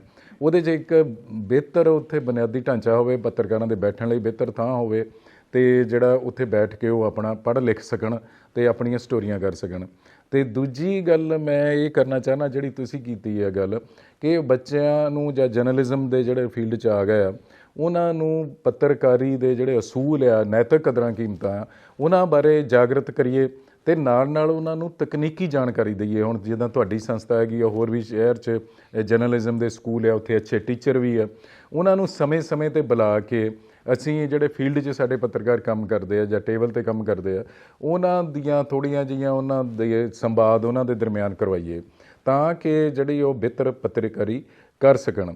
ਪਰ ਫਿਰ ਵੀ ਰੁਦਰਾ ਜੀ, ਮੈਨੂੰ ਲੱਗਦਾ ਕਿ ਜੇ ਮੀਡੀਆ ਅਦਾਰੇ ਹੀ ਨੈਤਿਕ ਕਦਰਾਂ ਕੀਮਤਾਂ ਦੇ ਧਾਰਨੀ ਨਹੀਂ ਬਣਨਗੇ ਅਤੇ ਜਿਹੜੇ ਫੀਲਡ 'ਚ ਕੰਮ ਕਰਦੇ ਆ ਜਾਂ ਟੇਬਲਾਂ 'ਤੇ ਪੱਤਰਕਾਰ ਕੰਮ ਕਰਦੇ ਆ, ਉਹਨਾਂ ਲਈ ਆਪਣੇ ਤੌਰ 'ਤੇ ਨੈਤਿਕ ਕਦਰਾਂ ਕੀਮਤਾਂ ਦੇ ਮੁਤਾਬਕ ਕੰਮ ਕਰਨਾ ਮੁਸ਼ਕਿਲ ਹੋ ਜਾਏਗਾ। ਪਰ ਫਿਰ ਵੀ ਸਾਨੂੰ ਆਪਣੇ ਯਤਨ ਜਿਹੜੇ ਆ ਇਸ ਸੰਦਰਭ 'ਚ ਜਾਰੀ ਰੱਖਣੇ ਚਾਹੀਦੇ ਆ। ਦੂਜੀ ਰੁਦਰਾ ਜੀ ਗੱਲ ਇਹ ਆ ਕਿ ਪੱਤਰਕਾਰੀ ਦਾ ਬਹੁਤ ਜ਼ਿਆਦਾ ਵਿਸਥਾਰ ਹੋ ਗਿਆ, ਪ੍ਰਿੰਟ ਤੋਂ ਆ ਗਈ, ਇਲੈਕਟ੍ਰੋਨਿਕ ਆ ਗਈ, ਡਿਜੀਟਲ ਮੀਡੀਆ ਹੋ ਗਿਆ, ਇਹ ਚੀਜ਼ਾਂ ਫੈਲ ਰਹੀਆਂ। ਜਿਹੜੀ ਇਹ ਚੰਗੀ ਗੱਲ ਹੈ, ਜਮਹੂਰੀਅਤ ਦੇ ਵਿੱਚ ਜਿਹੜੇ ਲੋਕਾਂ ਨੂੰ ਪਹਿਲਾਂ ਵਿਚਾਰ ਪ੍ਰਗਟ ਕਰਨ ਦੇ ਮੌਕੇ ਨਹੀਂ ਮਿਲਦੇ ਸੀ, ਹੁਣ ਹਰ ਬੰਦਾ ਜਿਹੜਾ ਫੇਸਬੁੱਕ ਨਾਲ ਜੁੜਿਆ, ਯੂਟਿਊਬ ਨਾਲ ਜੁੜਿਆ ਜਾਂ ਕਿਸੇ ਮੀਡੀਆ ਮਾਧਿਅਮ ਨਾਲ ਜੁੜਿਆ, ਉਹ ਆਪਣੇ ਵਿਚਾਰ ਵੀ ਪ੍ਰਗਟ ਕਰਦਾ ਅਤੇ ਸੁਸਾਇਟੀ ਦੇ ਜਿਹੜੇ ਵਿਚਾਰ ਆ ਉਹਨਾਂ ਨੂੰ ਵੀ ਆਪਣੇ ਪਲੇਟਫਾਰਮਾਂ 'ਤੇ ਥਾਂ ਦਿੰਦਾ। ਇੱਕ ਚੰਗੀ ਗੱਲ ਹੈ। ਪਰ ਇਹਦੇ ਨਾਲ ਇਹਨਾਂ ਪਲੇਟਫਾਰਮਾਂ 'ਤੇ ਨਾਲ ਜਿਹੜੇ ਲੋਕ ਕੰਮ ਕਰ ਰਹੇ ਆ, ਉਹ ਕੰਪੀਟੀਸ਼ਨ ਵੀ ਬਹੁਤ ਹੋ ਗਿਆ ਅਤੇ ਉਹਨਾਂ ਦੀ ਆਮਦਨ ਵੀ ਇੰਨੀ ਹੈ ਨਹੀਂ ਗੀ। ਉਹਨਾਂ ਨੂੰ ਇੰਨੇ ਪੈਸੇ ਨਹੀਂ ਮਿਲਦੇ ਕਿ ਉਹਦੇ ਨਾਲ ਆਪਣੇ ਪਰਿਵਾਰ ਦਾ ਨਿਰਵਾਹ ਕਰ ਸਕਣ ਜਾਂ ਜਿੰਨੇ ਉਹਨਾਂ ਨਾਲ ਜੁੜੇ ਆ ਉਹਨਾਂ ਦੀਆਂ ਤਨਖਾਹਾਂ ਦੇ ਸਕਣ। ਜਦੋਂ ਇਹ ਚੀਜ਼ ਨਹੀਂ ਹੁੰਦੀ, ਮੁਸ਼ਕਲ ਆਉਂਦੀ ਆ, ਤਾਂ ਫਿਰ ਉਹ ਅਨੈਤਿਕ ਢੰਗ ਤਰੀਕੇ ਨਾਲ ਪੈਸਾ ਇਕੱਠਾ ਕਰਦੇ ਆ ਆਪਣਾ ਚੈਨਲ ਚਲਾਉਣ ਲਈ, ਅਤੇ ਉਹਦੇ ਨਾਲ ਪੱਤਰਕਾਰੀ ਆ ਜਿਹੜੀ ਫਿਰ ਉਹ ਕੰਪਰੋਮਾਈਜ਼ ਹੋ ਜਾਂਦੀ ਹੈ। ਇਹ ਸਾਰੀਆਂ ਗੁੰਝਲਦਾਰ ਸਾਡੀਆਂ ਸਮੱਸਿਆਵਾਂ ਆ, ਇਹਨਾਂ 'ਤੇ ਸਾਨੂੰ ਲਗਾਤਾਰ ਕੰਮ ਕਰਨਾ ਪਵੇਗਾ। ਜਿਹੜੇ ਮੀਡੀਆ ਚੈਨਲ ਚਲਾਉਂਦੇ ਆ ਉਹਨਾਂ ਦੀ ਆਮਦਨ ਉਹਨਾਂ ਨੂੰ ਠੀਕ ਹੋਵੇ ਅਤੇ ਉਹ ਆਪਣੇ ਗੁਜ਼ਾਰੇ ਜੋਗੇ ਪੈਸੇ ਕੱਢ ਸਕਣ, ਆਪਣੇ ਸਾਥੀਆਂ ਨੂੰ ਪੈਸੇ ਦੇ ਸਕਣ। ਦੂਜੀ ਗੱਲ ਇਹ ਹੈ ਕਿ ਜਿਹੜੇ ਨੈਤਿਕ ਕਦਰਾਂ ਕੀਮਤਾਂ ਉਹਨਾਂ ਬਾਰੇ ਵੀ ਉਹ ਜਾਗਰਤ ਜ਼ਰੂਰ ਹੋਣ ਲਗਾਤਾਰ, ਕਿਉਂਕਿ ਜੇ ਜਿਹੜੇ ਨੈਤਿਕ ਕਦਰਾਂ ਕੀਮਤਾਂ ਬਾਰੇ ਤੁਸੀਂ ਜਾਗਰਤ ਆ ਅਤੇ ਕਈ ਵਾਰ ਤੁਹਾਡੇ ਸਾਹਮਣੇ ਚੈਲੰਜ ਆ ਜਾਂਦੇ ਆ ਅਤੇ ਤੁਸੀਂ ਜਿਹੜਾ ਫਿਰ ਕਈ ਵਾਰ ਤੁਸੀਂ ਜਿਹੜੇ ਆਪਣੇ ਨੈਤਿਕ ਕਦਰਾਂ ਕੀਮਤਾਂ ਉਹਨੂੰ ਪਹਿਲ ਦਿੰਦੇ ਆ। ਜਿੱਦਾਂ ਸਾਡੇ ਸਾਹਮਣੇ ਹੁਣ ਰਵੀਸ਼ ਦੀ ਵੀ ਹੈਗੀ, ਮਿਸਾਲ ਹੈਗੀ ਆ ਕਿ ਰਵੀਸ਼ ਹਿੰਦੁਸਤਾਨ 'ਚ ਆਪਣੀ ਕਿਸਮ ਦਾ ਪੱਤਰਕਾਰ ਹੈ, ਜਿਹਨੇ NDTV 'ਚ ਰਹਿੰਦਿਆਂ ਹੋਇਆਂ ਵੀ ਬਹੁਤ ਅੱਛੀ ਪੱਤਰਕਾਰੀ ਕੀਤੀ ਹੈ। ਉਹ ਲੋਕਾਂ ਦੇ ਸਿਹਤ, ਸਿੱਖਿਆ, ਰੁਜ਼ਗਾਰ ਦੇ ਮੁੱਦੇ, ਨੌਜਵਾਨਾਂ ਦੀ ਬੇਰੁਜ਼ਗਾਰੀ ਦੇ ਮੁੱਦੇ, ਦੇਸ਼ ਦੀ ਧਰਮ ਨਿਰਪੱਖਤਾ, ਦੇਸ਼ ਦੀ ਜਮਹੂਰੀਅਤ ਦੇ ਇਹਨਾਂ ਚੀਜ਼ਾਂ ਦੇ ਉੱਪਰ ਪੱਤਰਕਾਰੀ ਉਹਨੇ ਕੀਤੀ ਹੈ। ਅਤੇ ਇਸੇ ਤਰ੍ਹਾਂ ਅਭਿਸਾਰ ਹੈ, ਇਸੇ ਤਰ੍ਹਾਂ ਦਾ ਵਾਇਰ ਵਾਲੇ ਆ, ਅਤੇ ਇਸੇ ਤਰ੍ਹਾਂ ਜਿਹੜੇ ਇੱਕ ਉੱਤਰ ਪ੍ਰਦੇਸ਼ ਤੋਂ ਅਜੀਤ ਅੰਜਮ ਹੈ। ਤੁਸੀਂ ਬੱਚੇ ਉਹ YouTube 'ਤੇ ਜਾ ਕੇ ਉਹਨਾਂ ਦੇ ਚੈਨਲਾਂ ਨੂੰ ਦੇਖ ਸਕਦੇ ਆ, ਡਿਸਕਸ਼ਨਸ ਵਗੈਰਾ ਸੁਣ ਸਕਦੇ ਆ। ਹੁਣ ਜਦੋਂ ਬਹੁਤਾ ਮੀਡੀਆ ਸਾਡਾ ਗੋਦੀ ਮੀਡੀਆ ਬਣ ਗਿਆ ਤਾਂ ਜਿਹੜੇ ਵੈਬ TV ਆ ਜਾਂ ਡਿਜੀਟਲ ਸਾਡੇ ਪਲੇਟਫਾਰਮ ਆ, ਉਹਦੇ 'ਚ ਬਹੁਤ ਸਾਰਾ ਅੱਛਾ ਉਹ ਕੰਮ ਕਰ ਰਿਹਾ, ਹੌਸਲੇ ਨਾਲ ਕੰਮ ਕਰ ਰਿਹਾ। ਅਤੇ ਇੱਕ ਗੱਲ ਇਹ ਵੀ ਆ, ਮੈਨੂੰ ਰੁਦਰਾ ਜੀ ਕਈ ਵਾਰ ਲੱਗਦਾ ਕਿ ਤੁਹਾਨੂੰ ਜਦੋਂ ਤੁਸੀਂ ਆਪਣੇ ਅਸੂਲਾਂ ਦੇ ਰਸਤੇ 'ਤੇ ਚੱਲਦੇ ਆ, ਉਹ ਕਈ ਵਾਰ ਤੁਹਾਨੂੰ ਮੁਸ਼ਕਲਾਂ ਵੀ ਬੜੀਆਂ ਆਉਂਦੀਆਂ, ਪਰ ਹੌਲੀ ਹੌਲੀ ਲੋਕ ਤੁਹਾਨੂੰ ਸਮਝਣ ਵੀ ਲੱਗ ਜਾਂਦੇ ਆ ਅਤੇ ਔਖੇ ਸੌਖੇ ਵੇਲੇ ਤੁਹਾਡੇ ਵਿਚਾਰਾਂ ਨੂੰ ਮੁੱਖ ਰੱਖ ਕੇ, ਤੁਹਾਡੀ ਆਪਣੀ ਨਿੱਜੀ ਜ਼ਿੰਦਗੀ ਨੂੰ ਮੁੱਖ ਰੱਖ ਕੇ ਉਹ ਤੁਹਾਡੀ ਮਦਦ 'ਤੇ ਵੀ ਆਉਂਦੇ ਆ। ਸੁਸਾਇਟੀ 'ਚ ਹਰ ਚੀਜ਼ ਦਾ ਸਰਵਨਾਸ਼ ਨਹੀਂ ਹੁੰਦਾ। ਸਾਡੀ ਸੁਸਾਇਟੀ 'ਚ ਬਹੁਤ ਸਾਰੇ ਚੰਗੇ ਲੋਕ ਹੈਗੇ ਆ ਅਤੇ ਉਹ ਜਿਹੜੇ ਆ ਚਾਹੁੰਦੇ ਆ ਕਿ ਚੰਗਾ ਸਮਾਜ ਹੋਵੇ, ਚੰਗਾ ਸਮਾਜ ਸਿਰਜਿਆ ਜਾਵੇ। ਉਹ ਜਿਹੜੇ ਚੰਗੇ ਬੁੱਧੀਜੀਵੀ ਆ, ਲਿਖਣ ਪੜ੍ਹਨ ਬੋਲਣ ਵਾਲੇ ਆ ਜਾਂ ਚੰਗਾ ਗਾਉਣ ਵਾਲੇ ਲੋਕ ਆ, ਉਹਨਾਂ ਦੀ ਮਦਦ ਵੀ ਦਿਲ ਖੁੱਲ੍ਹ ਕੇ ਕਰਦੇ ਆ। ਸੋ ਇਸ ਕਰਕੇ ਫੈਸਲਾ ਤੁਹਾਡਾ ਹੁੰਦਾ, ਤੁਸੀਂ ਸੌਖੇ ਰਸਤੇ 'ਤੇ ਚੱਲਣਾ ਜਾਂ ਥੋੜ੍ਹਾ ਔਖੇ ਰਸਤੇ ਤੇ ਚੱਲਣਾ।